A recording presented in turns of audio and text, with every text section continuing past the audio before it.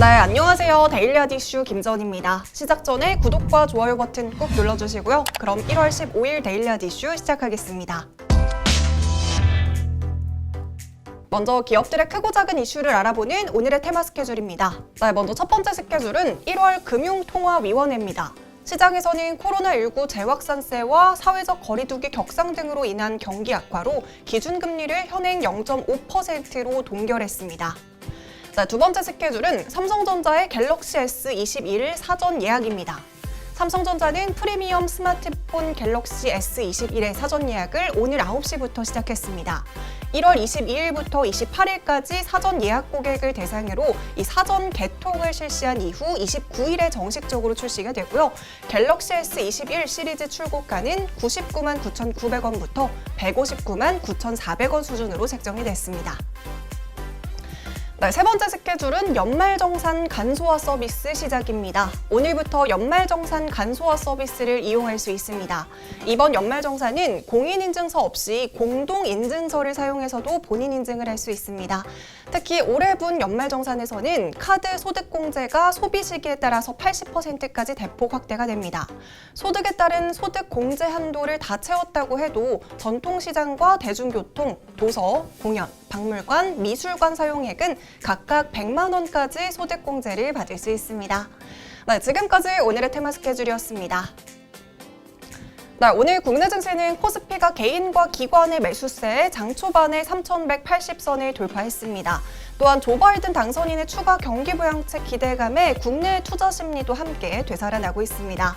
시총상위 종목들도 대체로 장 초반에 빨간불을 켰는데요. 자세한 장마감 지수는 화면으로 살펴보시죠.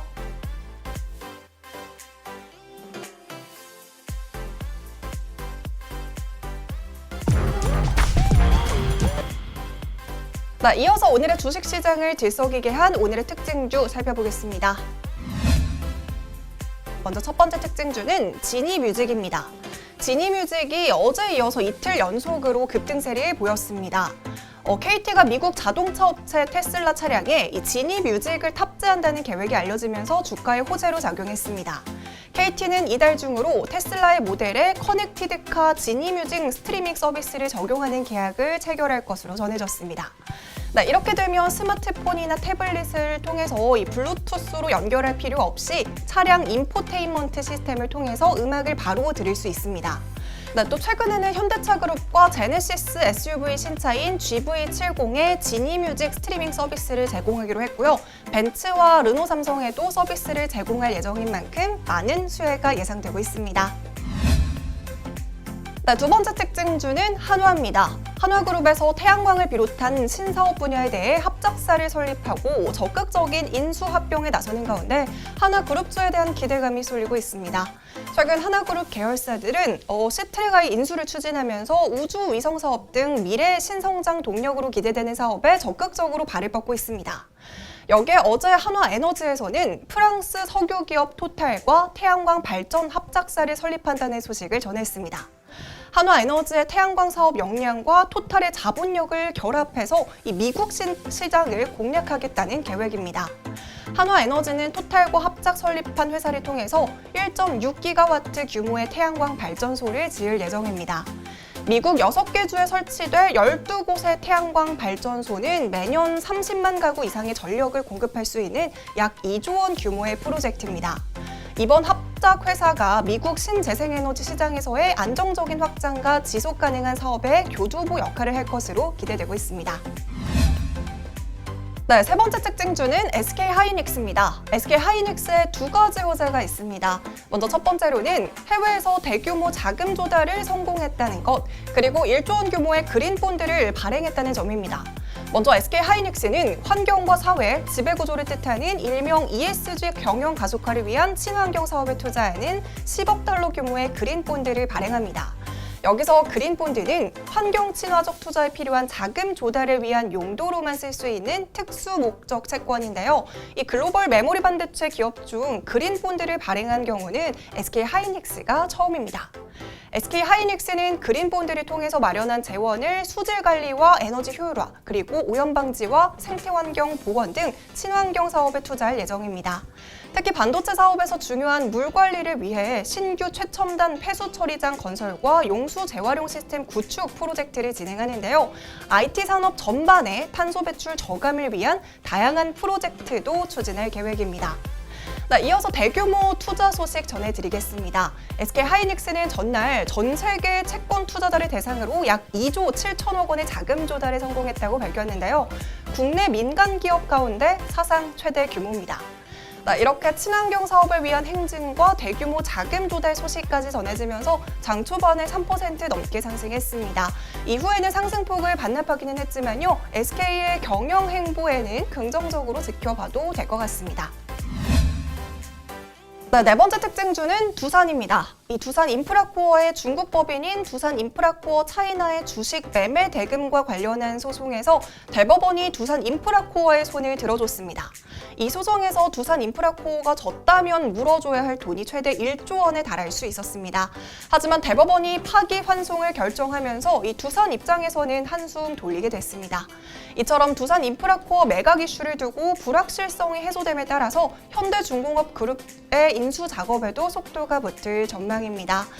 이 소송 결과 이후에는 재무 부담을 덜 수 있는 만큼 두산의 주가는 이틀 연속으로 상승하는 모습 보이고 있습니다. 다섯 번째 특징주는 한미반도체입니다. 한미반도체가 지난해 사상 최대 실적을 달성했다는 소식에 52주 신고가를 경신했습니다. 한미반도체는 오늘 공시를 통해서 지난해 4분기 영업이익이 141억 8,900만 원으로 전년 동기 대비 91.9% 증가했다고 밝혔습니다. 연간 기준으로는 매출액이 전년보다 114.6% 증가했고요. 영업이익은 361.1% 급증하면서 1980년 설립 이후 최대 규모를 달성했습니다. 한미반도체의 실적을 견인한 이유는 작년 5G와 자율주행차, 스마트폰, 그리고 비트코인 등에 쓰이는 반도체 수요가 늘어나면서 장비 판매가 호조를 보이면서 사상 최대 실적을 기록한 것으로 보입니다. 특히 한미반도체 매출액 중 77% 이상이 글로벌 업체에 수출을 하고 있는 만큼 세계 최대 반도체 파운드리 기업인 대만 TSMC 대표 수혜 기업으로 이 낙수 효과를 보고 있습니다. 올해는 반도체 슈퍼사이클 전망과 함께 지속적인 실적 선장세가 기대되고 있습니다. 여섯 번째 특징주는 아시아나항공입니다. 3대1의 무상감자 이후 약 3주 만에 거래가 재개된 아시아나항공이 장 초반에 상승세를 보였습니다. 아시아나항공은 재무구조 개선을 위한 3대1 무상감자로 인해서 지난달 24일부터 매매 거래가 정지됐다가 오늘부터 해제가 됐습니다. 아시아나항공 발행 주식은 2억 2,232만 주에서 7,441만 주로 66%가량 감소했고요. 자본금은 1조 1,162억 원에서 3,721억 원으로 줄어들었습니다. 결론적으로 아시아나항공은 이 줄어든 7,441억 원으로 자본 결손을 메울 수 있게 됐습니다. 감자 작업이 모두 이루어지면 3분기 말을 기준으로 50%인 아시아나항공의 자본 잠식률은 10% 아래로 낮아지게 되고요. 관리 종목을 피할 수 있게 됐습니다. 주가를 살펴보면 3대1의 비율에 균등감자 단행한 아시아나항공의 평가 가격은 직전 거래일의 3배인 12,650원이고요. 오늘 시가는 18,000원에 형성이 됐습니다. 장중에 13% 넘게 상승하면서 2450원의 고점을 달성하고 이후에 상승폭을 반납하기는 했지만요. 이 대한항공의 아시아나항공 인수가 성사될 경우 운송량 기준으로 세계 7위의 초대형 국적항공사가 출범되는 만큼 앞으로의 행보에 많은 관심이 쏠리고 있습니다. 마지막 특징주는 기가레일입니다. 한국연방통신위원회가 진행 중인 5G 주파수 경매 입찰 금액이 767억 달러를 넘어서면서 최대 800억 달러까지 육박할 수 있다는 전망이 나오고 있습니다. 현재 미국에서는 5G용으로 사용될 주파수 할당을 위한 경매에 돌입하고 있습니다. 미국 3대 이통사를 비롯해서 다시 네트워크와 컴캐스트 그리고 차터 등 유료 방송 사업자들이 참여를 하고 있고요. 지난해 12월 경매를 시작한 이후 경매가는 예상을 뛰어넘었고요. 약 51조 원을 넘어섰습니다. 기업들의 중대역 주파수가 5G 기술에서 주도권을 잡으려는 경쟁이 치열하기 때문입니다. 자, 이번 경매에 나온 C밴드는 5G 황금 주파수가 될 것으로 전망되고 있습니다. 이 C밴드는 저대역 주파수 대비 빠른 속도를 낼 수 있고요. 밀리미터 웨이브 대역보다도 전파 도달 거리가 길기 때문에 넓은 커버리지 확보에 유용한 주파수입니다. 특히 미국의 버라이즌이 탐내고 있는 주파수기도 한데요. 삼성전자는 버라이즌과 향후 5년간 7조 8,983억 원 규모의 장비 공급 계약을 맺었던 삼성전자가 수혜를 입을 것으로 보입니다. 여기에 기가레이는 삼성전자 네트워크 사업부에 안테나 필터 유닛을 공급하고 있어서 수혜주로 함께 떠오르고 있습니다. 자, 오늘 제가 준비한 소식은 여기까지입니다. 여러분들 이번 한 주도 수고 많으셨습니다. 즐거운 주말 보내시고요. 우리는 다음 주 월요일에 다시 만나요.